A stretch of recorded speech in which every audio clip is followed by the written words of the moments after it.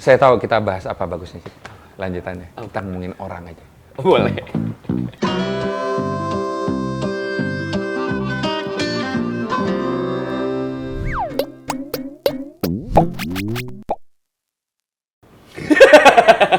Halo teman-teman. Selamat datang di di podcast kami. podcast Satu Kakak. 7 ponakan. Gila ngejajah. Juander. Kenalin dulu aku Ciko Kurniawan. Saya Yandi Lawrence. Ya, jadi hari ini kebetulan kita ngobrol di sebuah apa ini namanya, Mas? Nature. Planetari. Bukan. Plan apa? Planetary. Ya, kita akan ngobrol. Jadi pengen tahu dulu sih karena Mas Yandi itu kan seorang sutradara. Kenapa sih Mas milih dari semua jalur yang ada di filmmaking atau di dunia seni gitu? Kenapa nggak ngambil painting? Kenapa nggak ngambil jadi musisi? Kenapa nggak ngambil yang lain? Kenapa film? Tadinya mau jadi model. Bener, aku percaya Mara 100%. Apa ya? Dulu maunya jadi pemain basket. Agak aneh ya Cik, karena kamu udah tahu ya. Iya nggak apa-apa, aku entusiasmenya tetap sama kok. Jadi dulu mau jadi pemain basket, terus somehow nyari panggilan hidup apa ya? Kayaknya saya didesain sama Tuhan pasti ada tujuannya. Ya singkat cerita kontemplasi lah, nyari tahu. Terus kejadian itu nggak sengaja nemu bahwa ada kejadian nyutradarain pertama kali drama kakak kelas mau ngambil nilai bahasa Indonesia. Baru sadar bahwa kayaknya ada hal yang lebih mendorong saya lebih antusias jauh daripada basket. Padahal kalau main basket dulu bisa mainnya pagi jam 7, pulangnya jam 6 sore. Mungkin badan anak SMA. Iya. Jadi temanku yang ngajak main udah pulang, Cik. Tunggu, ada yang datang lagi. Bahkan jam 10 saya ingat ada yang datang tuh grup latihan anak-anak SMP, saya udah SMA. Ikut. Karena pelatihnya adalah wasit yang biasa wasitin pertandingan resmi kita. Jadi pas Pak Agung namanya, Pak Agung, ngapain sih? Boleh ikut latihan? Ikut latihan, Cik. Sama anak SMP. Yang penting main.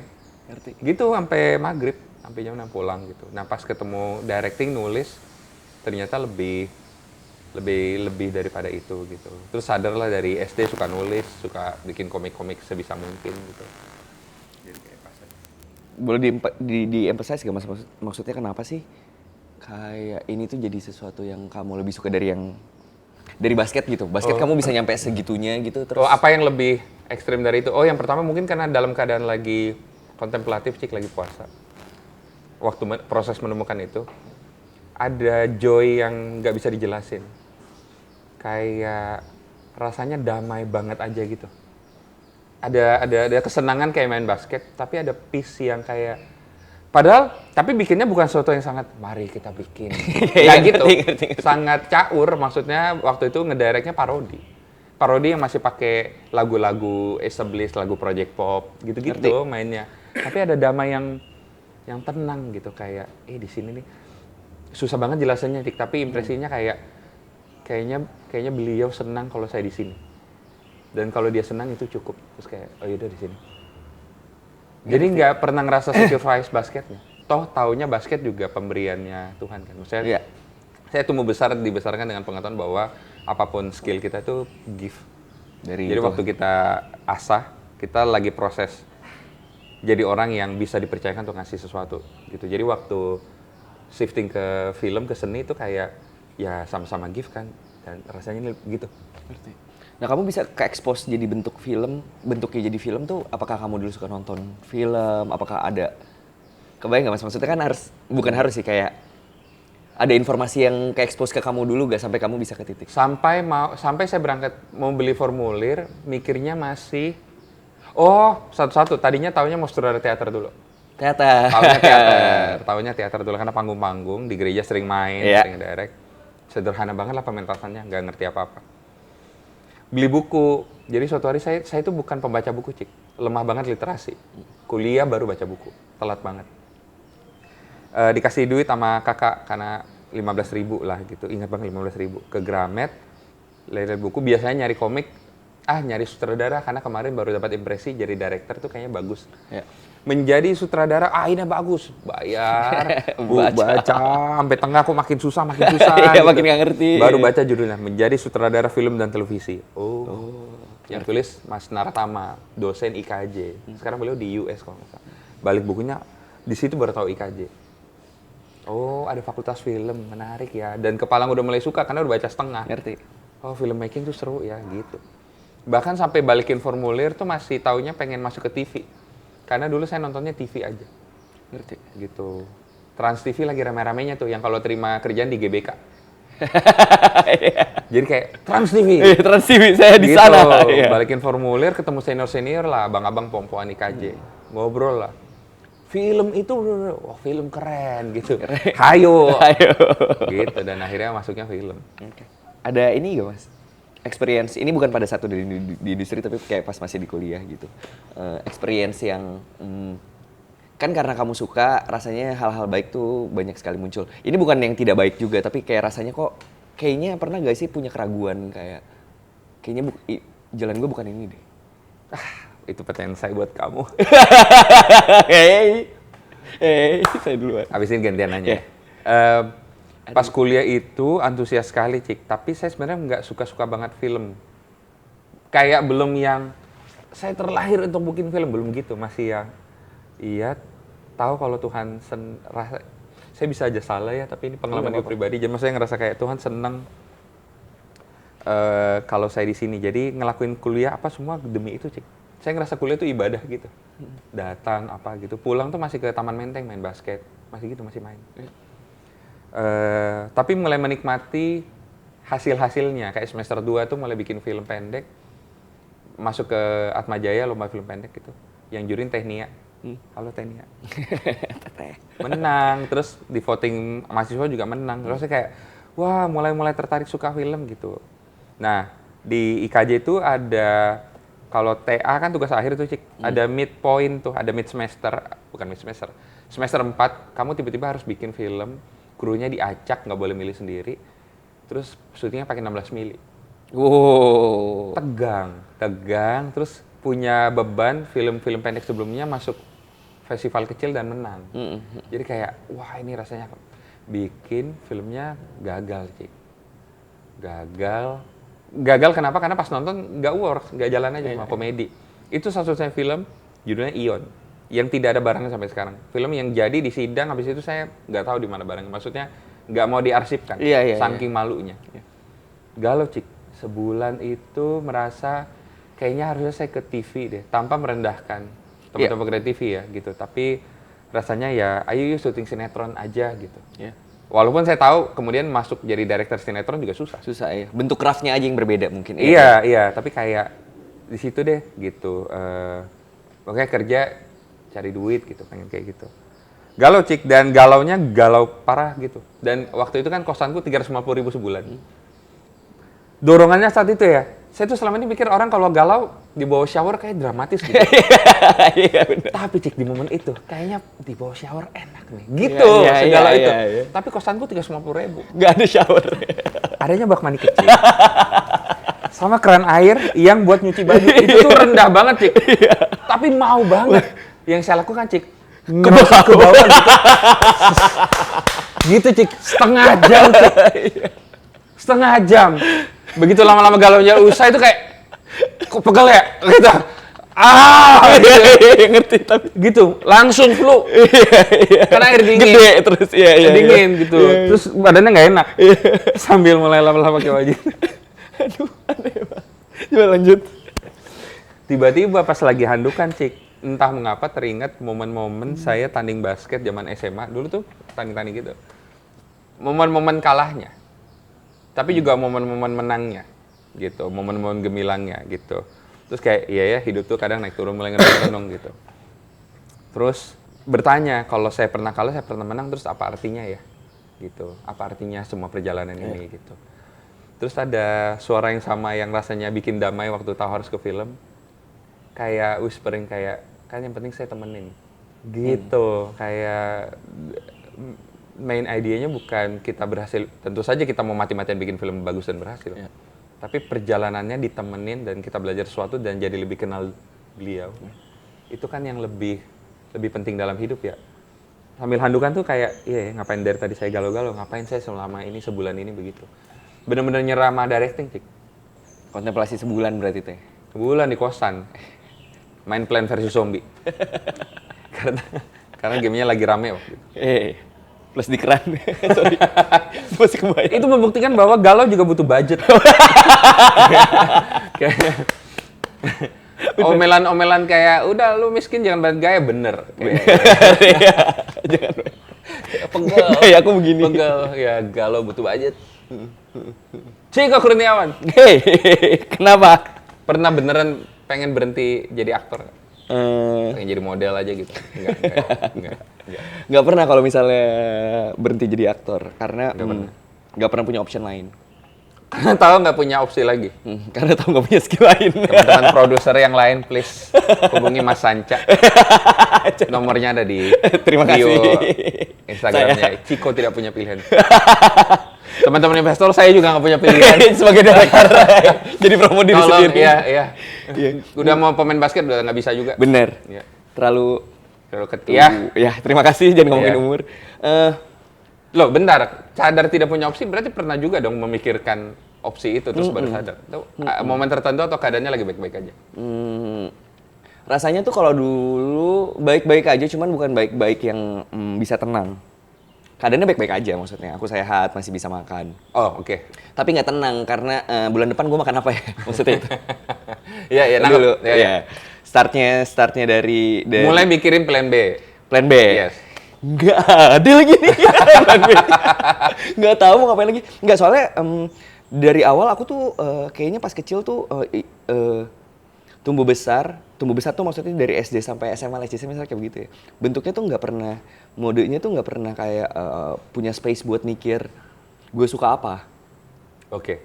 Survive aja. Survive aja, besok makan gimana gitu maksudnya kasarnya. Nyampe long story short udah punya pilihan buat casting karena kakakku tuh dulu pemain. Oke. Pemain juga gitu, cuman seliwerannya di TV gitu. Akhirnya dikasih kesempatan, ini lu cobain casting aja gitu. Casting segala macam udah kelar, nggak dapat. Tapi kayaknya easy money deh ini. Tapi nggak apa-apa deh, coba terus, gagal terus, dimarahin terus. Jadi mikir kan, maksudnya kenapa ya? Karena aku cukup apa ya? Kalau ngelihat satu titik ngelihat itu aja gitu mas. Jadinya rasanya aku ya udah deh, coba belajar deh. Dipelajarin akhirnya, nggak cuma casting gitu. Karena kok salah mulu ya? Benerin gitu kasarnya gitu. Yang tadinya dikirain easy money ternyata very very hard money. Very hard. Nggak, tapi maksudnya kayak karena ini udah ditekunin banget gitu secara pertama waktu, kedua energi karena mau belajarnya gitu, maksudnya rasanya Cari belajarnya kemana, Cik? Sorry. kalau dulu tuh baca buku Mas Eka, Oh, The Art of Acting. Saya juga baca itu. Iya. Pertama kali itu. Satu aku dan banyak saya. Betul. Satu aku dan banyak saya. Itu menyeramkan mas, buat aku kalau di titik sekarang. Soalnya rasanya kalau nggak ada wisdom baca buku itu, rasanya buat aku bisa jadi nyasar kemana-mana. Akunya bisa nyasar kemana-mana. Akhirnya nanya, lebih banyak kan nanya. Tapi pun tahu teori acting, bikin aku jadi nyasar. Oke. Karena dua hal yang berbeda antara ngerti teori dan ngerti implementasi. Ya. Paham dan terampil beda. Betul. Ya. Kayak bisa ngulangin bisa, cuman pada saat diaplikasiin belum tentu bisa gitu. Nah intinya trial error. Trial error kan berarti kan banyak kepahitan yang terjadi kan, masalah-masalah kayak di project ini jelek banget, di kelas acting di exam nggak lulus misalnya kayak begitu. Banyak naik turunnya tapi nggak pernah ada kepikiran sedikit pun dari perjalanan ini tadi buat keluar dari sini. Karena nggak ada opsi atau karena udah suka dua-duanya? Berubah, shifting yang tadinya gue udah tanggung di sini, lama-lama berubah, ternyata acting ngajarin gue banyak hal. Oh, dia berkontribusi balik dalam hidup pribadi. Ke development diriku sendiri yang sesimpel tadinya aku mungkin kalau misalnya kamu bilang A tuh adalah A, aku bisa maksain A-nya kamu adalah C-nya aku. Sekarang ya udah mungkin pilihannya aku tetap ngasih value tapi Perspektifnya beda. Itu rasanya dapatnya dari acting. Karena mau nggak mau baca skrip ngertiin, mau nggak mau gitu maksudnya. Walaupun tadinya kayak apa ya? Tadinya tuh nggak mau berempati gitu. Lama-lama harus dipaksa untuk berempati, yang lama-lama itu jadi sebuah habit buat dengerin dulu. Dari tadinya, ini adalah pekerjaan yang kayaknya isi money dengan fame, dengan apa, kayaknya main-main lala lili. Ternyata ini adalah pekerjaan yang sangat memahami orang gitu. Betul. Mirip gak sama?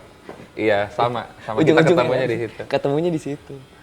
Cik, gimana rasanya jadi aktor selama proses kerja kan berusaha menghilangkan keakuannya. Maksudnya ini tentang mokonya aja, mokonya aja. Tapi pas filmnya tayang, Chico Kurniawan. Nggak gitu, hey. Nggak gitu, maksudnya. Iya, tapi ngerti. Apresiasi orang itu gimana perjalanannya gitu rasanya. Mungkin dari awal kali ya, kita juga ngobrolin ini sih Mas, aku ngerasa kayak dari awal kamu ada bicara tentang, bentar, aku lupa kata-kata exactnya tapi kamu bilang, intinya kita berdua pernah ngomongin dengan cara yang berbeda tapi ngomongin tentang ayo kita peduliin ceritanya yuk. Iya, bukan masalah impress kamu, aku juga bukan masalah aku pengen ngebuktiin aku seorang aktor yang bisa karakter, aku mau nyari dada.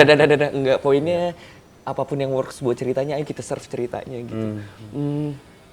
Karena udah punya keyakinan itu kali Mas, rasanya. Kalau aku balikin lagi ke acting, rasanya acting tuh bikin aku bukannya malah discover orang karakter, tapi discover aku lebih. At the same time discover orang lain gitu. Discover aku lebih tuh ngomongin understanding-nya. Iya. Nah jadinya kayak rasanya mungkin udah aku ngomongin aku juga ujung-ujungnya biar apa? Nggak, maksudnya aku nggak ngerti poinnya. Kayak Chico tuh di sini keren. Terima kasih, amin, terima kasih gitu. Tapi apa efeknya maksudnya validasi aku tuh harus dari aku Mas. Nangkep kayak mungkin media sport nangkep kayak dalam pertandingan kali ini Ronaldo mencetakkan rekor assist terbanyak. Sementara mungkin bagi Ronaldo ya proses main tadi itu membuat apa yang dipelajari di lapangan membuat hubungan dia sama anaknya lebih baik gitu. Jadi lebih besar gitu Mas. Ngerti. Pun misalnya ini mau aku ngomongin sih, apalagi ngomongin 1Kakak 7 Ponakan gitu rasanya kayak aku di titik aku nggak mungkin kalau nggak ada kalian semua nggak.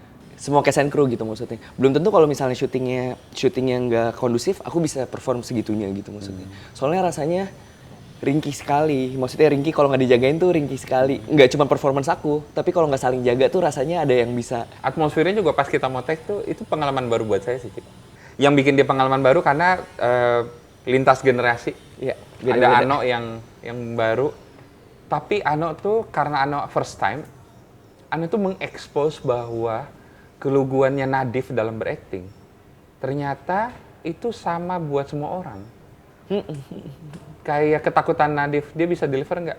Lah semuanya takut. Iya, nggak ada yang kayak kamu sama Amanda karena yang paling sering, paling banyak gitu yang kayak ya saya bisa lah tinggal gitu. Jadi begitu kita memulai itu semua tuh ada dalam antisipasi yang sehat kayak kali ini kita bisa memahami situasi dan karakter ini dengan lebih cepat nggak ya gitu. Atau lebih jauh bahkan gitu maksudnya. Soalnya ada scene yang aku ngerasanya, gue ngerti mau lebih lagi gitu rasanya gitu. Dan saya pun saya director tuh kalau cut adegannya bagus tuh Cik. Ada cukup banyak pengalaman yang kan gambaran kita tentang director kan cut. Ya itu seperti yang kubayangkan. Iya. Gitu kan. Banyak banget saya kegocek Cik. Kegocek tuh dalam arti begitu cut. Pemain ini lebih memahami karakternya daripada apa yang bisa saya bayangkan gitu. Jadi kayak di take ini, thank God saya dan pemain ini sekali lagi bisa mengerti karakter dan manusia lebih tepat gitu. Naifnya kita ya di press berpikir manusia itu begini. Iya. Lebih begitu tuh udah. Lalu ditanya, tadi dramatiknya bagus gak? Waduh, gitu tuh. Iya, ngerti. Udah bercerama skrip. Iya. Benar Cik. Jadi itu yang membuat saya pas ngedit, baru kayak ini syuting yang intonasinya nggak saya peduliin ya. Nah, Cik, yang kamu ngomongnya. Iya, Kayak rasanya tepat intonasi, ya udahlah. Iya gitu. Ada yang belibet-belibet, di edit kita nggak mau gitu. Iya. Tapi kadang-kadang jadi rasanya buat aku kayak, apa ya. Jadi kayak gini Mas, ini experience yang baru buat aku di 1Kakak 7 Ponakan. Pertama kali sama kamu gitu. Rasanya aku benar-benar bisa berkolaborasi dengan penuh.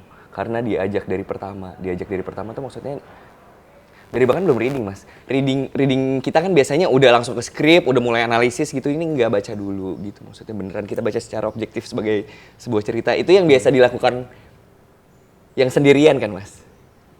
Itu kan sendirian yang dilakukan. Maksudnya ini gue kasih skripnya dulu terus dibaca sendirian. Ini kita bacanya berenam kan sama Fajri segala macam. Mewek. Nggak, tapi sebenarnya poinnya kayak bukan meweknya tapi rasanya jalaninya dari awal kayak bareng-bareng aja. Bareng-bareng. Iya, nggak lempar tanggung jawab. Ciko. Nggak. intinya di set jadi ya. Gitu. Nggak, Iya. which is maksudnya bukan ini sebenarnya bukan bentuk pujian tapi sebuah fakta rasanya bahwa film tuh bisa benar-benar kolaborasi pada saat kita semua itu peduli terhadap ceritanya. Kadang-kadang tuh nggak, itu aku secara pribadi ya gitu. Dan aku rasanya Satu Kakak Tujuh Ponakan tuh semuanya benar-benar into ceritanya gitu. Kayak kamu, jadi teman-teman ada sedikit konteks buat Satu Kakak Tujuh Ponakan. Jadi pas dia Reki, kebetulan Astrodok itu juga ikutan menangis pada saat bikin shot. Boleh diceritakan, Mas? Iya, ada Reki kan kita kayak gladi bersih lah kalau syuting. Jadi kayak ngeliat set terus kayak shot, dan Astrada tuh biasa nanya karena dia mau ngerancang schedule supaya bisa ngedeliver treatmentnya kalau susah. Di sini gimana ya? Gini Bet, namanya Abed. Halo Abed. Halo, Bet. Atau Abed. Gini adegannya. Kabur Abednya karena dia tipe yang menangis tuh malu. Iya. Gitu. Terus kayak, Abed kenapa? Lu mah parah ya. Apa sih? Saya juga ceritanya teknis doang. Gitu. Tapi memang filmnya bukan nangis sedih sayat-sayat kan ya, Cik. Maksudnya haru. Memang haru aja gitu. Iya.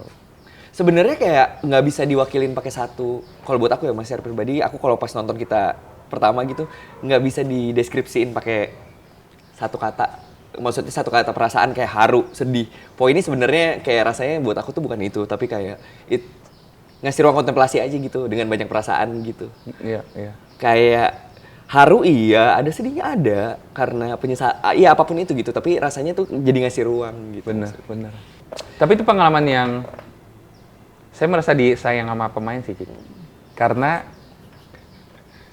tantangan dari buka ruang diskusi sebesar-besarnya adalah hilang trust kadang-kadang. Maksudnya kalau kan ada image, ada jargon-jargon bahwa director itu tahu segalanya. Betul. Di atas director hanya ada produser, hanya ada Tuhan. Iya, ada iya, gitu iya, tuh iya, doktrinnya. iya, ngerti. Padahal ada produser, ada investor. Iya. Ngerti, tapi aku ngerti. Ketika direkturnya, kan ada pertanyaan waktu kita reading gitu, Freya yang nanya, Kak ini maksudnya apa ya? Iya. Terus dia bilang, wah itu pertanyaan bagus, saya nggak kepikiran. Ayo kita cari bersama-sama. Kita cari bersama yuk. Iya. Nah kalau orangnya terdoktrin itu kan, direktur macam apa ini? Kamu tidak tahu apa yang Iya, gue. kayak dia bodoh gitu. Trustnya lama-lama hilang gitu. Nggak tahu sih, Mas, aku malahan kalau bentuknya begitu malahan nggak tahu nyampe di titik aku bisa trust banget kayak. Jadi sebelum aku mulai ke Satu Kakak gitu, Satu Kakak Tujuh Ponakan, kamu kan aku intinya ada trauma tidak enak lah di project sebelumnya gitu rasanya. Terus dengan bentuk seperti itu, karena kevulnerabelan kamu dan produksi ini, aku ngomonginnya produksi ini ya maksudnya, soalnya semuanya vulnerable gitu rasanya. Itu malah bikin aku jadi kayak, gue punya ruang di sini untuk dikasih ruang untuk sayang sama ceritanya. Yang mau nggak mau jadi sayang sama kalian ya, kebayang nggak maksudnya? Jadi kayak malahan enaknya ternyata kalau misalnya main tuh tetap profesional, kita tahu apa yang harus kita lakukan, tapi at the same time kita boleh dong sayang juga, maksudnya deket juga. Kita ngomongin tentang, kita mau ceritain tentang sebuah kehidupan, masa di hidup biasanya kitanya jadinya malah dingin. Bener. Kebayang nggak maksudnya? Bener. Malah jadi enak, kayak kamu mau ngenalin diri kamu, aku mau ngenalin diri aku gitu, semuanya jadinya begitu. Jadinya apa ya, buat aku jadi malah experience yang mau lagi nggak mau dapet yang begini lagi gak? Mau orangnya kamu atau bukan gitu maksudnya, tapi aku pengen experience, malahan aku pengen bawa, jadi mau sama siapapun aku, gue pengen kenal semuanya. Nggak mau. Ridernya adalah harus kenalan kalau misalnya mau pakai Ciko. Rider saya itu. Jadi begitu, Mas.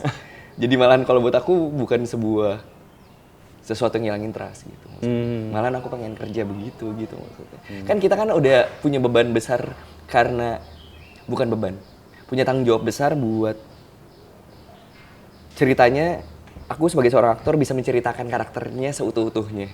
Nah itu tuh jadi lebih mudah pada saat dibarengin sama kamu, sama teman-teman yang lain gitu. Paling sulit kenalan mungkin sama Ima bayi kali ya. di film ini dia menghandle bayi baru lahir 3 hari, seminggu, 2 minggu, sebulan, 3 bulan, 6 bulan, 2 tahun. Iya, 2 tahun. Apa 2 tahun 2. Apa persepsimu tentang menjadi ayah sebelum dan setelah filmnya selesai? Ada yang berubah nggak atau sama? Berubah sekali, Mas. apa sebelumnya? Rasanya tuh gede banget.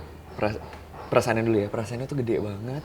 Sampai-sampai aku di titik ngobrol sama orang-orang terdekatku gitu kayak, kok gue jadi pengen punya anak ya, kenapa ya? Padahal gue tahu nggak mudah buat ngomongin ngedidik anaknya, ngarahin ke jalan yang benar. Apakah gue udah jadi orang yang benar? Poinnya jadinya karena aku punya keinginan besar untuk itu, jadinya aku pengen benerin diriku sendiri. Kebayang nggak mas? Kebayang nggak? Saya nggak nyangka jawabannya. Oke. Jadinya itu karena kepengen gitu maksudnya. Pertama kali workshop tuh soalnya sama bayi. Seminggu? Newborn baru 3 hari. Iya 3 hari. Baru 3 hari. Masih sisa-sisa hari-hari apa? Bener, gitu, terus masih lembek. Masih bawa apa sisaan dari apa? Iya, dari kandungan. Enggak, maksudnya terus masih lembek, maksudnya Iya. lehernya gampang begini gitu. Ya, tapi dalam supervisi Dalam profesional. supervisi, ya bidan. Pas digendong, dia ngeliat. Eye contact. Eye contact. Wah, dunia aku berubah, Mas. Padahal nggak kenal. Saya juga. Nggak kenal. Berubah, Mas, dunia. Gimana tatapan bayi kamu nggak kenal bisa sangat Tidak punya kekuatan apapun. Tapi kok kekuatannya besar sekali, kebayang nggak? Aduh, kebayang nggak ya? Bingung. Nangkep. Cara buat Nangkep. itunya. Nggak, rasanya aku jatuhin tuh kayak nyawa bayi ini tuh ada di tanganku gitu rasanya. Tapi at the same time munculin rasa tanggung jawab yang besar sekali. Bukan beban ya, Mas. Nangkep. Dua hal yang berbeda. Yes. Bener-bener kayak apa ya? Kayak pas gendong dia ngeliat kayak aku kebetulan ada bidan, ada orang tuanya lagi ngobrol gitu, itu jadi nggak kedengeran. Kedap langsung Kedap sama dia. gitu ngeliat sinema abis. Kebayang. Gitu, kayak Fokus begitu, banget sama dia. Fokus banget gitu, kayak bener-bener ditarik gitu sama dia. Rasanya. Aku cerita ke orang terdekatku lagi, terus intinya dia bilang, mungkin kamu udah punya ruang buat itu kali, Ciko. Udah punya ruang. Udah ada kamarnya. Iya, di Hati, sini. iya. Udah punya kamarnya kali, Ciko. Mungkin gitu, tapi ya despite daripada itu semua rasanya aku jadi punya, ruangan gue buat belajar tuh masih banyak ya. Gue nggak di Ciko yang ini udah Ciko yang paling keren. Gitu. Oh, ruang bertemunya masih banyak, seru gitu. Iya, seru. Wah, ternyata jadi begitu, Mas. Wah. Soalnya itu kan perasaan baru yang di discover gitu. Ya sebenarnya kalau ngeliat anak kecil, aku suka gak sama anak kecil, suka-suka aja. Cuman bukan di titik kayak ngeliat anak kecil, nggak gitu. Tapi ini kayak jadi pengen ngerti. Ada certain ini gak sih, Mas? Dari pemilihan cast tuh based on intuisi kamu aja kah? Based on, ya aku tahu ujung-ujungnya dari casting, walaupun casting aku hancur ya. Nggak, tapi poinnya tuh sebenarnya buat kamu sebagai seorang director, pada saat memilih seorang cast gitu, ada gak sih requirement yang kamu rasa perlu buat kamu sendiri gitu? Kebayang nggak, Mas, maksudnya? Kayak poinnya masalahnya adalah bukan acting di casting atau malah itu jadi penting, atau dari ngobrolnya atau dari fisiknya ini cukup apa enggak. Aku tahu itu semua berkesinambungan, cuman ada gak sih yang kayak spesifik kamu lihat dari semuanya gitu? Wah, gimana ya? Atau tergantung kebutuhan cerita kah? Agak susah sih, Cik. Karena seni peran tuh, aktor tuh kan nempel tuh. Gini, look Ciko sebagai Moko dan look Ciko sebagai Ciko tuh dua entitas yang nempel loh. Maksudnya lepas dari kita mau dia prostetik, dia apa itu, secara look tuh Veselnya aku. Jadi kadang-kadang pertanyaan kayak gini saya mau jawab kayak, ya kita lihat look itu tuh, kalau yang denger aktor itu tuh bisa kayak yang dilihat tuh looknya saya as something yang Ngerti, someone yang appears di screen, atau makanya jadi kayak sebenarnya sensitif buat beberapa teman-teman aktor gitu. Iya. Bahkan dibilang kalau skill acting gitu. Ya. Saya tuh percaya skill acting tuh iya ada pertumbuhannya, tapi juga dia sifatnya nggak hanya vertikal tapi juga horizontal gitu loh, Cik. Ngerti banget lah. Kayak bukan ini nggak bisa begini, tapi memang beda aja udah. Betul. Dan melihatnya sebagai keindahan kayak Ciko natap, orang selalu bilang Ciko tuh matanya layu. Iya benar. Gitu.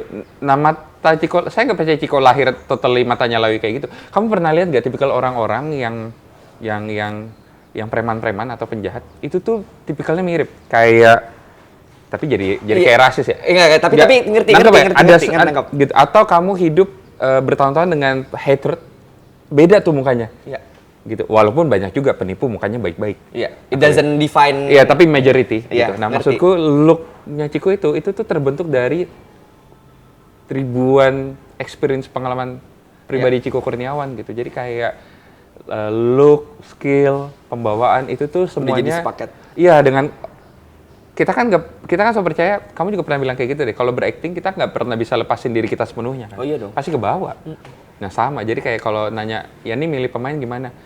Wah yang pertama itu sensitif sekali gitu. Tapi kalau mau lihat textbooknya, kalau Iya. di sekolahannya, Iya. belajarnya ya pasti look, skill. Simply karena look, ya nggak mungkin kita mau looknya misalkan 40. looknya Moko baru lulus gitu, tapi saya taruhnya Ringo Agus Rahman gitu. Kayak Yang di bawah dia tuh di meja langsung kayak ngerti. iya kenapa Ringo baru lulus gitu. Dia pinjamin Button. Iya, Gitu, udah kayak gitu. Dan seterusnya gitu. Ya. Tapi paling banyak juga yang banyak kita lakukan itu kan ngobrol 6 jam gitu. Iya, Sama sebelum screen sama Amanda 4 jam kayaknya gitu. Ngobrol tuh penting dan bukan ujian tapi pure pengen kenal. Karena di kepala tuh udah kayak saya akan bersama orang ini 2 tahun intens dan sangat mungkin jadi teman, jadi sahabat gitu. Bukan milih-milih teman tapi kayak ih kalau nggak cocok gimana kerjanya nih? Bener. Gitu. Cocok tuh dalam arti kita kebetulan banyak cocoknya gitu. Banyak samanya. Iya, banyak. Tapi sama Amanda tuh banyak bedanya tuh saya. Beda banget gitu. Tapi punya kesamaan-kesamaan yang fundamental. Cara ngelihat hidup, Iya. gitu. Perspektif. Cara kita melihat hubungan. Itu tuh modal-modal buat kerjasama lebih banyak. Malah keanekaragaman kadang kan memperkaya hubungan gitu. Dan akhirnya sama Ciko, Amanda, ya sama Ringo dan banyak pemain jadi beneran temen kan. Gitu. Iya, seneng jadinya. Ini seneng. Ini menariknya soalnya jadi pas baru pertama di direct karena aku punya trauma sebelum-sebelumnya. Jadi tuh aku bilang ke Mas Yandi, aku ceritakan ke kamu bahwa aku nggak bisa kalau misalnya di direct tuh bener-bener main detail tuh nyampe kayak di titik ini kamu jalan, kamu di titik ini ngomong bla bla bla bla bla bla terus jalan lagi. Yeah. Maksudnya poinnya kayak begitu gitu. Nyampe di titik karena udah bentuknya kepercayaan. Jadi kayak aku pernah ngomong ke kamu, Mas, briefnya yang kamu nggak usah kamu jelasin terlalu panjang, Mas, nggak apa-apa ngomong aja gitu. Jadinya soalnya Mas Yandi tuh bener-bener sangat mendengarkan itu, jadinya dia sangat berhati-hati, bukan berhati-hati sih, beneran kayak mau ngomongin. Contoh, misalkan ada adegan Ciko Moko harus ngomong A B C D E, tapi di C D E-nya pengen dia lebih marahnya, lebih marah tinggi, lagi gitu. Cut kan director kan nyari rasa dramatik. Kayak ini kalau lebih marah lebih bagus misalnya. Iya. Cut, datang ke set, ketemu Ciko, selama jalan tuh di kepala cuman bilang sama Ciko C D E lebih marah aja. Oke. Ciko kan punya trauma ya. Udah Jadi- langsung berubah. Jadi begini, Cik. Nah, karena akunya jadinya Mas nggak apa-apa ngomong aja, udah, titiknya udah lewat soalnya. Titiknya udah. Nah, maksudnya poinnya jadinya buat aku tuh kenapa ngomongin ini jadi penting banget buat kenal sama, buat aku sebagai seorang aktor gitu penting banget buat kenal secara pribadi. Nggak harus melulu, tapi rasanya lebih menyenangkan kalau aku punya privilege itu. Kenapa? Jadinya aku bisa lebih ngerti. Kamu bisa ngomong cuma satu kata aja, aku udah ngerti karena aku udah kenal. Aku udah tahu maksud kamu apa, aku Iya. udah tahu visi kamu apa di film ini gitu maksudnya. Nyampe di titik kita bisa ngobrolin kerangkanya gitu maksudnya. Bukan cuman kamu Ya. pikirin sendiri gitu rasanya buat Iya. aku enak gitu jadi. Ya. Di banyak momen waktu lagi nunggu set, kalau saya ragu, ini worse nggak ya? Karena nanti adegannya gini. Cik. Gimana ya, Cik? Aduh, saya juga bingung, Mas. Jadi bingung. Nggak, tapi kan itu kan sebenarnya rasanya karena kepedulian terhadap ceritanya, bukan karena ketidaktahuan dan bikin film ini jadinya kelar gitu aja tanpa ada pertanggungjawabannya gitu rasanya. Kayak belajar kelompok. Iya, Rasanya, bener. maksudnya sesantai itu, sungguh-sungguh, tapi kayak serileks itu. Iya, enak jadi. Kadang-kadang pas preskon baru mulai sadar tuh, Cik. Preskon kan formal ya? Iya. Rame. Kerjaan kita serius ya? Ternyata. Kita juga serius, cuma mungkin kerjaan kita formal ya, begitu iya, mungkin iya, ya, iya, depannya iya, ya. iya, Karena iya. selama ini kerjanya itu guyup gitu. Bener. Ngobrol aja. Bener, ada ruang aman terbuka buat ngobrolin apa aja, jadinya bentuknya nyaman, jadinya nggak kerasa formal yang ujung-ujungnya, iya. Kak Joan aja pernah ngungkapin, Joan istriku, Mungkin karena kerjaanmu film kali ya. Saya ngerasa tiap kali kamu pergi, kadang saya dapat impresi, oh dia pergi nongkrong sama temen-temen gitu. Kayak, lah ini kerja. Ya dia, tapi dengan bercanda gitu. Memang kerjaannya unik gitu. Menarik. Tapi mungkin semua asumsi baiknya mungkin kalau semua kerjaan kita beneran kenal, maksudnya cukup beruntung punya teman kerja yang bisa kita kenal, kita ngerti. Jangan-jangan kerjaan terasa nongkrong kali ya. Soalnya sekolahku SMA kayak gitu, Cik. Sekolahku tuh sekolah Katolik kan, super disiplin. Tapi tidak pernah ngerasa sekolah itu beban gitu.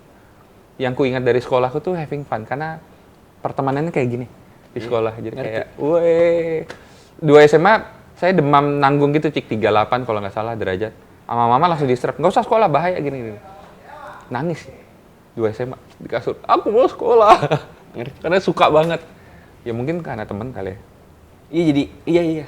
Setuju banget. Tapi at the same time, aku ngomong kayak begini tadi kepikiran jadinya rasanya jadi kayak, apa ya, rasanya itu paling ideal ini, terus yang lain gak ideal. Rasanya gitu tuh, tadi aku takut muncul pikiran seperti paling nggak ini yang kita suka, iya, dan nyaman. bisa dibentuk dengan di lingkungan ini, di lingkungan yang cerita film gitu. Rasanya begitu itu possible untuk dibentuk. Tapi kan kadang-kadang bukan yang nggak mau, tapi nggak realistis enough buat ngebentuk itu gitu maksudnya. Saya tahu kita bahas apa bagusnya sih. Lanjutannya. Kita ngomongin orang aja. Boleh. Udah pernah kerja sama Manda lama banget kan? Iya. Apa bedanya kerja sama Manda kali ini, ada bedanya nggak, Cik? Maksudnya dalam proses kreatif kolaborasinya? Atau ya sama tapi malah memberikan bla bla bla, maksudnya nggak harus beda? Atau mungkin lebih mudah gimana kerja sama Manda di Satu Kakak? Manda tuh tipe orang... Amanda Manopo kan? Rolls, oke, sorry. Beda film ya? Beda film, iya, saya gangguin Ciko.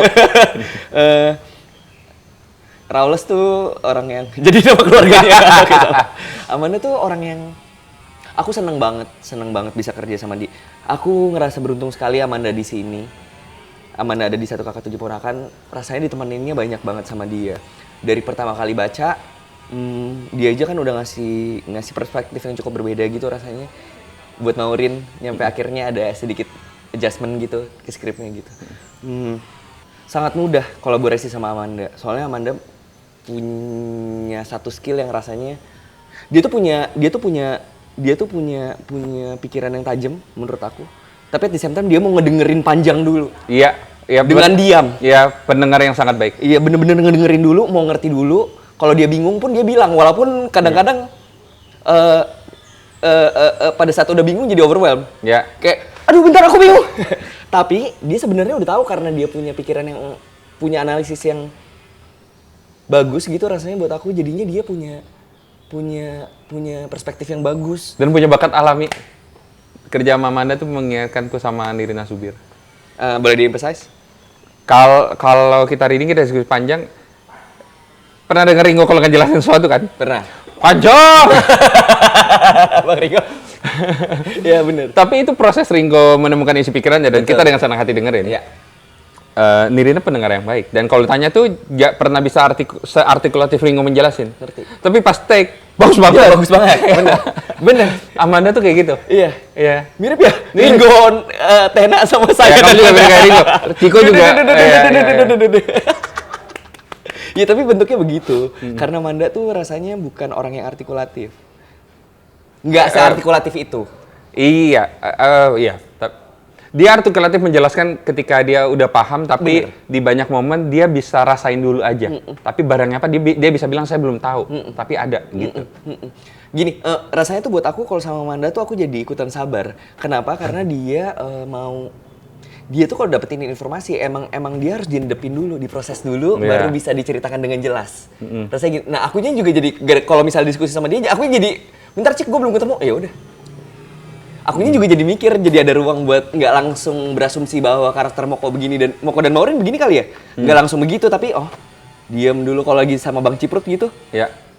Bentar deh. Besok dilanjut kali ya. Belum ketemu. Nggak jadi punya ruangan itu karena Mandanya belum, karena dia bener-bener mikirin itu. Nggak lewat aja, nggak digampangin aja, jadinya bener-bener apa ya, jadi punya apapun yang keluar dari Manda, jadi aku bener-bener percaya 100% karena itu ngelewatin pemikiran-pemikiran yang panjang dulu gitu. Nggak impulsif. Oh, karena Maureen begini jadinya begitu. Iya. Nggak begitu. Coba nggak. paham dulu. Iya, coba pahamnya beneran coba paham. Beneran gitu maksudnya. Itu sih. Yang nggak melulu aku dapetin experience-nya gitu. Sama yang lain gitu maksudnya. Bukan berarti yang lain lebih kurang atau enggak. Ini kualitinya Manda doang gitu maksudnya buat aku. Kamu gimana setelah casting Ano?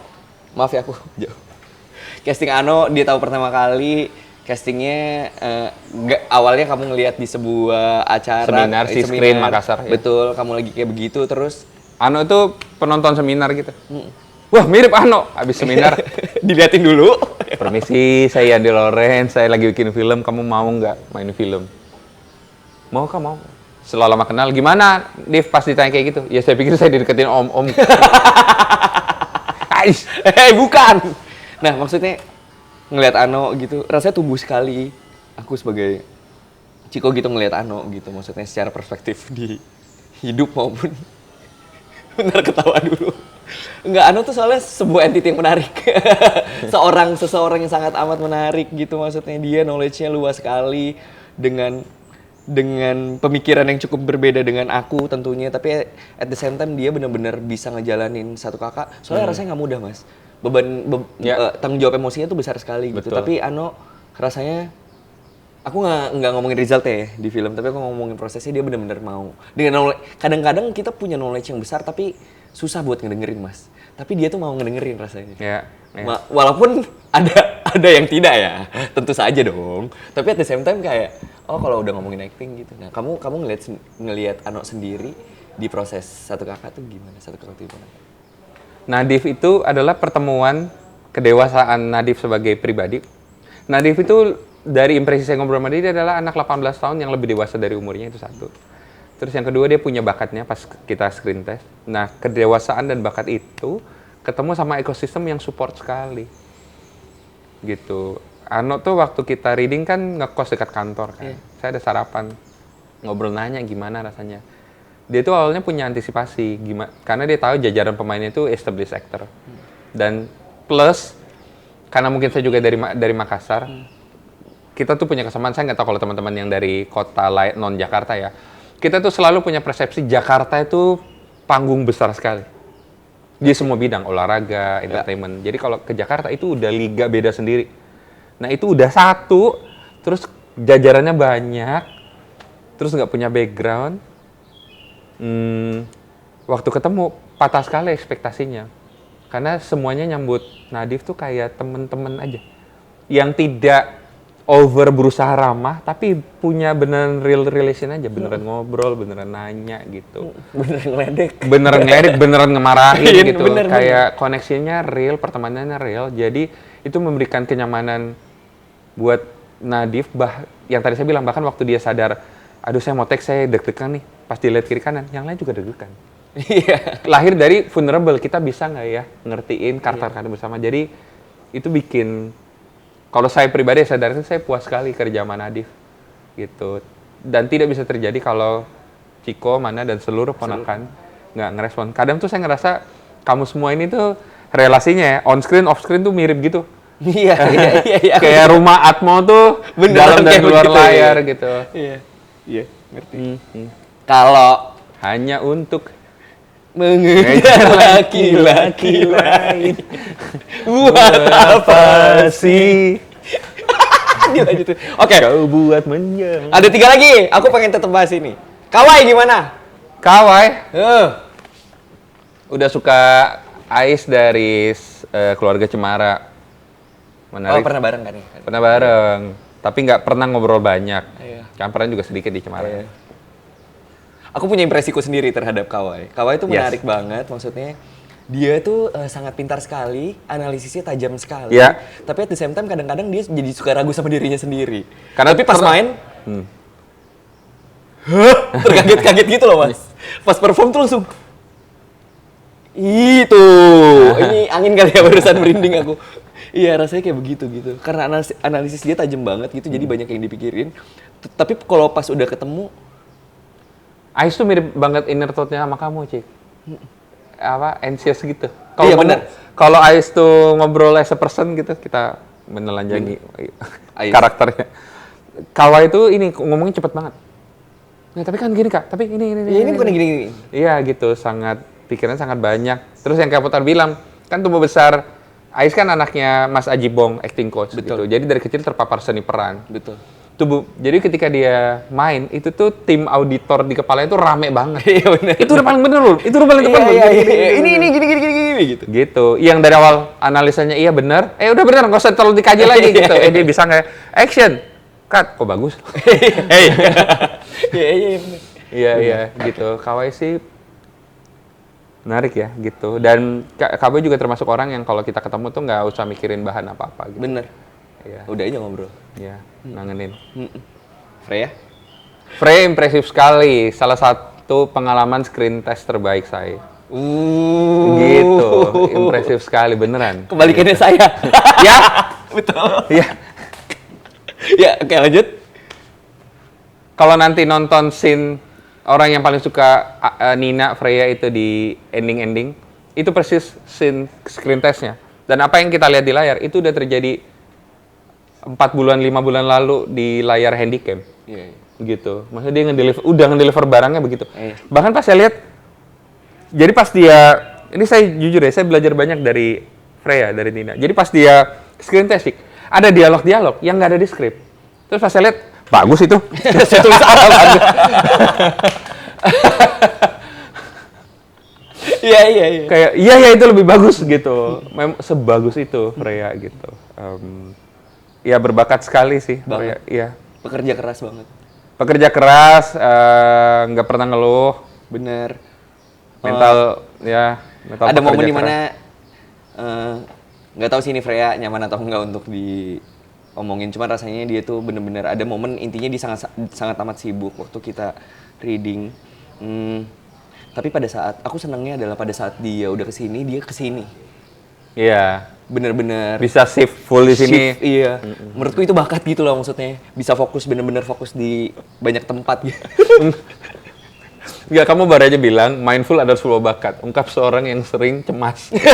Iya makanya ungkap orang yang sering cemas. Iya, jadi kayak Freya tuh bener-bener apa ya? Aku kayak kagum sama dia, kagum beneran. Rasanya udah kayak adikku sendiri gitu, bener-bener kagum kayak aduh pengen dia gitu, pengen dia sukses di dalam hidupnya gitu maksudnya, dalam bentuk apapun. Ngomongin emosional, ngomongin mental, ngomongin finansial, ya apapun itu gitu. Bener. Terakhir. Wako! Kamu dulu gimana? Udah pernah sebelumnya sama Fatih? Belum. Terus gimana? Of Fatih Onro, dia makin banyol ya terakhir Makin ketemu. banyol Gila. banget. Enggak, gini. Kayaknya memang dia begitu pas ketemu kita lagi lowest point. Lagi lowest point. Oh. Mungkin. Ya mungkin. Apakah itu paling low-nya? Iya, bisa jadi. Tapi rasanya buat aku, despite dari itu semua pada saat kita reading, apalagi kalau aku nanya-nanya gitu, dia tuh mirip kayak Kawai. Mungkin karena berangkatnya sama ya, analisisnya besar sekali. Fatih adalah anak dari almarhum Yayu Unru, Mas Yayu. Seorang acting coach juga. Jadi tumbuh besar. Kalau pernah lihat dia pernah di Suci stand up. Betul. Ya, dan tumbuh besar juga dunia panggung. Iya, jadi udah punya banyak experience di situ Iya, gitu. Cepat sekali kepalanya. Cepet banget gitu, bisa ngelontarin banyak hal yang lucu-lucu, yang even serius gitu, yang ngomonginnya. Menurutku Fatih bahkan berbakat main di komedi sketsa yang di TV itu yang mesti cepet banget mikirnya. Bener-bener yang spontan-spontan gitu kan Iya. maksudnya. Iya. Gitu. Sorry. Spontan. Sorry, nyangkut. Fatih itu sebagus itu menurut gue. Bener. Analisisnya bagus, gitu aku ngerasanya, Kak mau kok, ini begini gak sih Kak? Iya kan Kak, gitu Kak, gitu maksudnya. Enggak gini, kadang-kadang aku tuh selalu kagum sama orang yang sudah pintar. Minum? Produk. Tolak angin. Nggak boleh ya? Minum produk. Sorry. Enggak, tapi dia kadang kagum sama orang yang sudah pintar. sudah pintar, tapi Minum. dia masih mau tolong. 2 kali, enggak 3 kali. Oke. Iya, udah pintar tapi mau bertanya. Itu doang sih, kadang-kadang rasanya buat aku tuh orang yang nggak semuanya orang punya knowledge banyak banget tapi masih mau berani untuk bertanya, bukan berasumsi bahwa Dan dirinya- nanyanya nggak formalitas, beneran nanya. Beneran Memperkaya perspektif. Iya, bener. Kayak gitu sih maksudnya. Ganteng lagi, bisa main musik, jago olahraga. Kayak satu doang. Fatih, kamu harus fokus. Tetap di address. Mengandung ngomel. Mulai ngomel kakak. Iya. Iya. Nggak, kadang-kadang dia tuh kayak jumpy gitu loh, tapi seru. Fatih fokus gitu. Kayak seneng kerja sama Fatih tuh seneng. Sampai sekarang soalnya masih suka. Teman ngobrol yang sama Fatih tuh bisa dari pagi sampai malam tuh ngobrolnya light terus. Iya. Kebayang nggak Mas? Ya, menolak serius ya. Menolak serius. Gitu sih kalau Fatih. Ambil tanggung jawab itu, Fatih. Marahin lagi. Gitu. Mas Andi, kamu ada gak sih rancangan sebenarnya secara kreatif dari kamu gitu, terus secara produksi dari Kamita yang bener-bener mau di-emphasize di Satu Kakak Tujuh Ponakan gitu? Maksudnya bener-bener, oke, kita ada gak sih kayak certain plan gitu? Oke. Yang pertama saya sama Mita, memang kebetulan kita berdua orangnya low tone gitu. Maksudnya kalau ngobrol ya, jadi pertama kita tidak mau ada catcalling kalau syuting, nggak mau ada makian kalau syuting, nggak mau ada teriak-teriakan. Pengen kalau marah boleh, tapi caranya mesti tepat gitu. Walaupun kita juga bisa memaafkan dan mengerti kekhilafan. Tentu saja sebagai dua manusia kita juga bisa aja hilaf suatu hari nanti. Gitu. Tapi idenya kayak pengen bangun rumah produksinya seperti rumah saya. Gitu. Jadi interaksiku ngobrol sama pemain dan kru itu sama, nggak ada bedanya. Saya bisa ke syuting gendong anak saya keduanya, nggak lepas-lepas, dan dia tidak akan merasa papanya jadi orang yang beda. Gitu. Itu orang yang sama, yang buka pintu terus main la gitu. Sama gitu. Jadi kita pengen bikin kayak keluarga gitu. Karena saya dan Mita tuh berpikir kita tuh suka film kan karena filmnya, tapi juga karena proses kerjanya menyenangkan begini kan. Kenapa kalau ketika kita udah jalan lama di industri, kita sempat lupa gitu kenapa kita suka, dan kita mau kembalikan alasan-alasan kenapa kita suka pilih kerjanya film. Jadi itu keterbukaan, komunikasi, problem solving yang sangat penting sih, karena film tuh banyak salah paham, miscommunication. Dan saya selalu bilang sama semua, terutama SOD, saya kerja sama Dimas, sama Dita dan semuanya, saya selalu bilang, menurut saya masalah itu selalu yang jadi masalah bukan masalahnya, tapi responnya. Seringkali responnya jadi lebih masalah dari masalahnya. Iya, ngerti, kebayang. Gitu. Jadi kalau seandainya kita bisa tetap jaga responnya, tetap akurat tuh, gitu. Jadi alih-alih kalau kita lihat masalah tuh, jangan lihatnya begini, Cik, kenapa ini terjadi? Tapi duduknya di samping terus, Cik, tadi kenapa terjadi gitu, Cik? Iya, jadi bareng-bareng. Iya, kita nyelesain bareng-bareng gitu. Iya. Itu yang bukan nyari salah. Iya, ngerti. bener. Dan yang saya selalu percaya atmosfer syuting itu ketika semua krunya udah sepakat kayak gitu, sisanya itu gini, itu tuh jadi kayak plate piring kosong. Ini saya lompat dikit. Kemarin saya syuting di Kroasia kan. Semua kru luar negeri itu bilang ini adalah syuting paling quiet yang pernah saya lihat. Apakah semua orang Indonesia begitu katanya? Saya nggak tahu. Saya syutingnya sama mereka aja. Kenapa? Karena quiet banget, Cik. Gitu. Dia nggak, bahkan mereka nggak baru kali itu ngeliat Dimas, DOP setenang itu. Tenangnya tenang banget. Dimas kan kalau ngobrol pakai HT di sini kan. Iya, pelan banget semua. Dita apalagi. Iya, coba dilihat dulu. Betul. Semua tuh. Kenapa kita semua mau quiet? Supaya kita bikin piring kosong, pemainnya aja yang main. Gitu. Ruangan ini tuh semua playgroundnya anak-anak. Gitu. Gitu. Kayak saya sama istri kalau kadang kita ada salah paham, kita nggak mau berkonflik depan anak. Rumah tuh harus jadi tempat nyaman buat anak-anak main. Nah sama, semua kru ngelihat pemain tuh ya anak-anak gitu. Kalau ada masalah kita bicarain gitu-gitu. Ngerti. Makanya atmosfer set ya harus atmosfer scene-nya. Jangan atmosfer produksi. Betul. Tetap ada boundaries ya kan maksudnya. Tentu saja. Iya. Pada saat kapan harus serius, kapan harus bercanda. Dan tentu saja masih banyak ketidaksempurnanya ya, Cik. Iya, betul. Masih ada kayak, ya next bisa lebih baik. Ada nggak di Satu Kakak Tujuh Ponakan yang spesifik kayak, oke, kita harus lakuin ini karena ngomonginnya ada anak bayi segala macam. Terus ngomonginnya karena ini ada scene-scene, kita kan lumayan banyak mas scene-scene berat. Kamu ada gak sih scene-scene berat secara emosional ya maksudnya, walaupun semuanya penting gitu maksudnya. Secara emosional berat, kamu ada apakah ini sudah di plan sebelum intentionally dilakukan atau kamu improvise itu maksudnya kayak karena ketemu Ciko yang begini terus misalnya lagi scene sama Ais begini jadinya soalnya Mas Yandi itu suka ngasih bisikan-bisikan ajaib teman-teman. Bisikan ajaibnya gimana maksudnya dia tuh kadang-kadang aku baru pertama kali dikasih jadi gini Mas Yandi tuh suka ngebisikin sesuatu hal Pinjam dulu 100. apa? Oh, bukan, sorry. Nggak benar. Pinjam dulu 100. Pinjam dulu 100. Nggak.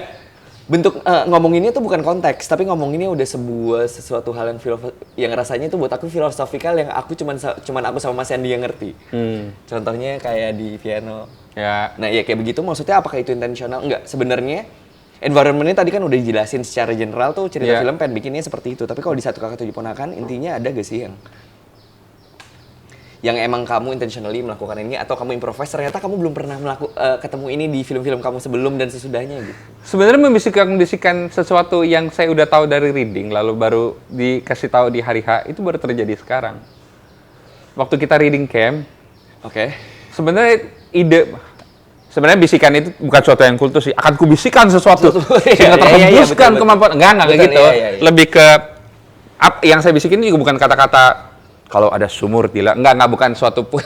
Iya, ngerti. Oke, biar nggak salah. Ya, itu juga sesuatu lebih ke perspektif aja kayak, Cik, kalau kayak gini yang kamu rasakan gini nggak sih? Ini nggak sih yang dia pikirin? Ya begitu aja kan. Iya. Pengetahuan itu saya dapatkan lihat dari kamu semua reading camp. Reading yang nginap itu, yang latihan-latihan terus kayak, oh rasanya begitu. Terus ingat gak setiap kali habis latihan semua orang duduk terus boleh ngasih pendapat tadi nangkep apa? Iya betul. Dari tanggapan itu, oh artinya begitu. Pengen ngomong, nanti aja. Kenapa? Karena tadi udah chief. Kalau saya ngomong sekarang jadi overthinking temannya, pemainnya kasihan. Ngerti gitu. banget. Jadi kalau teks 1 saya ngerasa dia belum bisa merasakan kembali apa yang dia pernah rasakan di reading. Iya. Saatnya pakai pemaknaan itu baru ngasih tahu. Gitu. Ngerti. Atau malah kayak udah dapat teks-nya. Teks sekali lagi yuk. Coba pakai ini kalau dia pakai pemaknaan ini bakal gimana ya? Iya, jadinya kayak gitu. Ngerti. Iya, mungkin itu kali ya bisikan itu tuh bukan bisikan ajaib tapi bisikan yang isinya makna. Terima kasih. Enggak apa-apa. Tapi bisikan tetap ajaib Mas buat aku. Enggak karena kayak jadi ada momen di mana pada saat teman-teman ini harus dikasih tahu. Dia bisikin aku sebelum take. Saya sudah nangis duluan. Halo. Adegannya dia harus jalan terus di momen tertentu baru nangis kan. Iya. Sama Ais tuh. Iya benar. Iya, jadi kayak saya juga nggak nyangka yang kayak gitu. Ajak, saya nanya. Kalau menurut kalian yang ini siapa? Ais jawab. Enggak, yang ini tuh ini. Gitu ngobrolnya. Iya. Kenapa bisik? Nggak pengen kurang yang lain dengar, gitu aja. Gitu sebenarnya. Dua-dua nangis. Yuk, kamera standby kayak nangisnya bentar, entar loh. Jadi slide masuk mereka terus berusaha biasa aja. Terus aku nggak tahu sih ini intentional apa enggak. Jadi ada scene di mana intinya berat banget buat Moko. Terus tiba-tiba dia cik sini deh. Kita dengerin lagu bareng. Dengerin. Jadi kita gini ya, saya reka ulang. Ya Mas Yandi tuh begini. Aduh. Mas Yandi tuh intinya lagi engkel. Hey. Mas Yandi duduk di bawah terus dia begini. Saya Ciko. Ya. Terus dia cik kita dengerin lagu. Ini set penuh begini ya. Terus kita berdua nangis. Kita lagi apa bromance apa ini? Itu di rumah ya? Di rumah. Oh, lagu tentang ibu. Lagu tentang ibu. Saya kalau nunggu set tuh suka muter lagu kan, cuy. Iya. Nggak ada pengen bikin kemarin, nggak. Cuma lebih kayak, aduh ini bagus banget ya liriknya gitu. Bagi ke siapa ya perasaan nih? Ciko aja. Betul. Tik bagus sih. Gitu. Tapi keadaannya saya abis take nih yang nangis juga. Itu motivasinya pure, itu bukan ngedirect, itu tuh pure kayak kamu nonton reels lucu. Iya, terus kayak mau ngasih teman. Iya. Terus kita, yuk kita take yuk. Ayo Cik. Ayo. Seneng. Ya tapi itu hal yang menyenangkan. Pria-pria cengeng. Pria-pria cengeng. Pria-pria vulnerable. Iya. Tapi kayak itu salah satu experience yang baik. Tapi itu terjadi karena atmosfernya memang lagi begitu sih. Iya. Maksudku kalau sekarang saya nemu lagu sekarang, terus kayaknya kita nggak senangis itu. Bener. Memang momen di antara scene itu kayak lagi di situ. Gravitasinya tuh waktu itu kalau nggak salah, Moko tuh experience in a glimpse gimana rasanya jadi ibu gitu. Betul. Ada sisi itu. Kayaknya. Nggak kayaknya kok bener. Iya kan? Iya ya. Bener. Terus tiba-tiba ibu, Oh ini saya. Nangis saja. Gitu sih. Gimana bekerja dengan yang belum kita bahas tuh siapa sih? Udah semua ya anak? Udah anak udah ya? Nggak ada yang lewat ya? Mas Ringo sama Biar dia pergi. Oh enggak. 4 orang belum. 4 orang ya. Iya. Karena durasi kali ya. Mungkin di podcast berikutnya kita. Oke. Iya. Wonder mau lagi? Boleh. Yes. Gimana kerjasama dengan Mas Atmo, Kak Agnes, padahal scene-nya dikit? Aku nggak akan bisa nemuin Moko kalau misalnya mereka nggak ada. Nggak akan. Coba di-elaborate supaya ini tidak terkesan seperti pujian yang berlebihan. Kenapa? Oke, kenapa? Jadi pada saat camp reading, kita kan udah sebelumnya kita readingnya udah lumayan panjang ya mas. Ada workshop segala macam. Aku ngerasa kayak udah menuju sana nih. Nempel sih rambut dikit. Ya, saya kebiasaan. Nggak apa-apa, dia suka tiba-tiba. Iya. Kebiasaan kalau nggak retake kan. Benar. Iya, oke. Ulang lagi. Ya. Thank you. Iya, oke. Jadi rasanya tuh buat aku Tidak akan jadi Moko. nggak akan jadi Moko. Kenapa? Soalnya rasanya pas kita camp reading, aku udah bukan bikin sih, secara sadar, mau intensional, mau nyoba Moko yang seperti ini, Moko yang seperti itu. Kayaknya gini deh yang. Reaksinya Moko kayaknya kayak begini deh, kayak begitu deh. Terus kita camp reading tuh kita 5 hari, kita run through semuanya. Run through tuh maksudnya iya kan? Hampir semua scene. Hampir semua scene berurutan. Ya. Yang menarik adalah kita ngejalaninnya juga ada bukan scene yang ada di skripnya, tapi yang malahan ngasih konteks banyak buat masuk ke scene satunya gimana. Iya. Kita coba itu, kita simulasiin itu, ternyata Kamaudi sama Mas Kiki sebagai Agnes dan Atmo itu bener-bener ngasih value yang gede banget. Maksudnya aku jadi bener-bener jelas kenapa sih Moko tuh mau berjuang segininya buat ponakan-ponakannya. Ya. Tanpa mereka intentionally mau bikin itu supaya Moko punya alasan. Betul. Ya just being Kak Agnes dan Mas Atmo. Bener. Iya kan? Bener.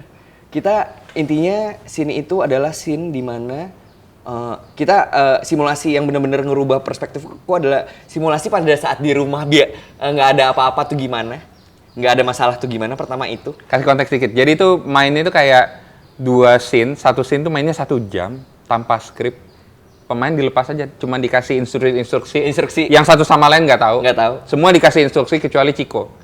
Terima kasih. Ya, karena Ciko cuma perlu bereaksi aja sama kan. Terima kasih. Dan mainnya jadi sejam tanpa kita niatin ya. Betul. Pas kita cut, Panjang. sejam ya? Ya. Gitu.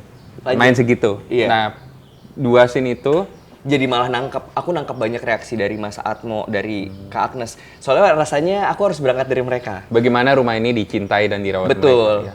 Karena rasanya di situ aku kan aku seorang adik yang numpang tinggal gitu rasanya gitu. Nah terus setelah scene itu ada scene gimana pertama kali ibu aku meninggal. Scene simulasinya bentuknya begitu. Rumah duka. Di rumah duka sama Kak Niken sama Kak Osa dan Kak Agnes terus Mas Atmo datang gitu. Intinya bentuknya di rumah duka seperti itu, saya tidak kuat lalu menangis lalu keluar dari setnya. Karena ternyata ini dia gitu maksudnya.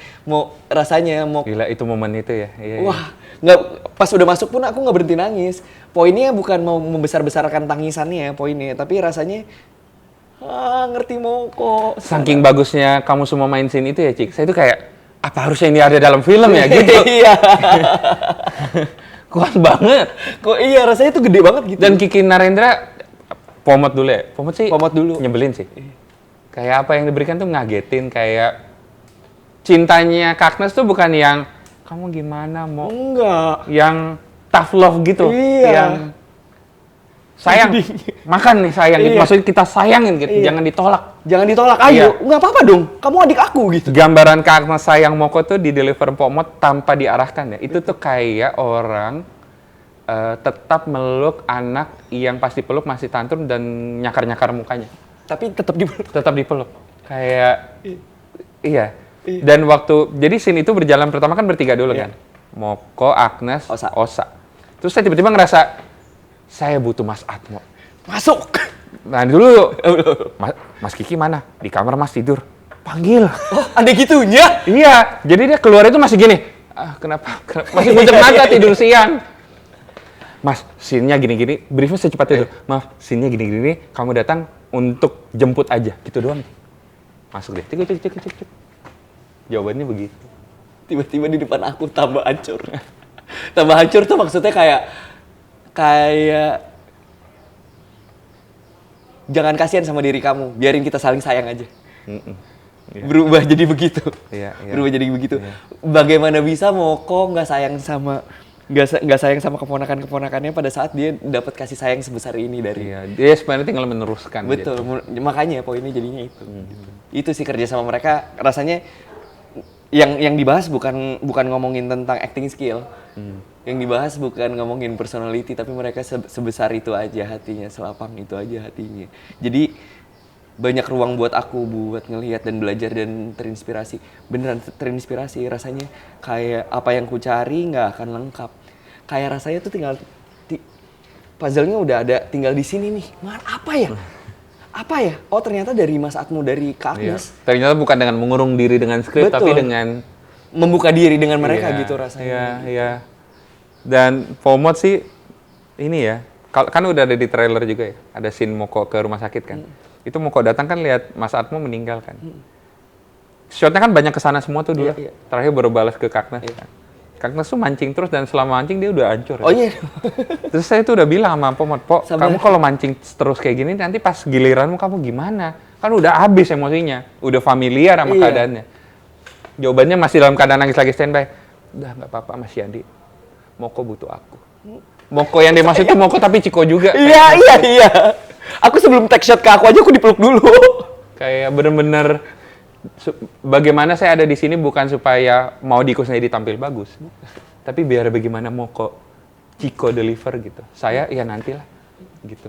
Iya gimana aku sebagai Ciko yang tadi balik lagi ke pertanyaan awal, gimana aku bisa mikirin diri aku doang di sini, nggak bisa Mas. Orang kamunya. Aku yang jadi sayang, nggak bisa nggak sayang sama mereka tuh nggak bisa. Iya. Udah pasti otomatis saya. Dan semua pemain kayaknya meneruskan dan apa yang mau Kusnedi lakukan sih, apa yang Kiki Narendra lakukan. Betul. I mean, even sampai Niken dan Ringo gitu. Maksudnya Ringo tuh banyak banyak bahas struktur, bahas cerita. Betul. Bahas gimana level warasnya Kak Eka. Iya. Gitu. Bagaimana, mau spoiler. Yang perspektifnya bukan masalah jahat atau baik, tapi kebenaran yang Mas Eka punya gitu maksudnya. Dan struggle dalam keluarga kan memang kebingungan itu. Kita kesel tapi dia keluarga. Betul. Gitu. Betul. Yang diomongin bener apa enggak, cuman kan ini ngomongin cara responnya mau gimana gitu maksudnya. Iya. Gitu. Seneng. Proyek ini. Oke teman-teman, hari ini saya sudah keringetan, jadi mungkin kita akhiri saja hari ini. Terima kasih udah nonton, jangan lupa nonton Wonder episode 5. Semoga... Kan kalau dia nonton ini, dia udah nonton. Wonder episode 5 ini. Wonder episode 5 takutnya... Yang 6 juga nonton. Yang subscribe. nanti nonton setelahnya subscribe ke sini. Jadi thank you udah mau dengerin kita. Juga, filmnya nggak dipromoin. Oh iya, jangan lupa nonton. Terima kasih yang udah nonton, satu kakak. Makasih banyak banget. Tapi juga yang belum nonton tapi nonton ini, bisa segera ke bioskop, masih tayang sampai sekarang. Betul. Kita pede banget, ini udah 4 bulan setelah penayangan. Filmnya belum turun-turun, masih sudah.